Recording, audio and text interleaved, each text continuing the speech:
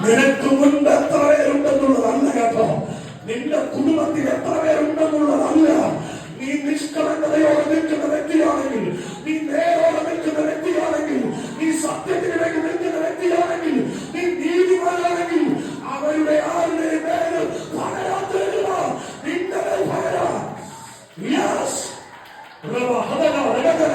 ചിലരെ കൃപയാതിരിച്ച് പുറത്തു വരിക, ചിലരുടെ മേൽ ഇന്ന് പകർത്താറ് ഉയരത്തിലെ കൃപയാതിരിക്കുക, ചിലതിനെ അതിജീവിക്കാം.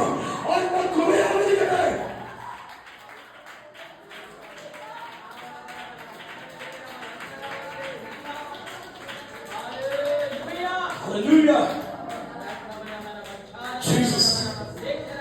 അവന്റെ കൃപ, അവന്റെ കൃപ.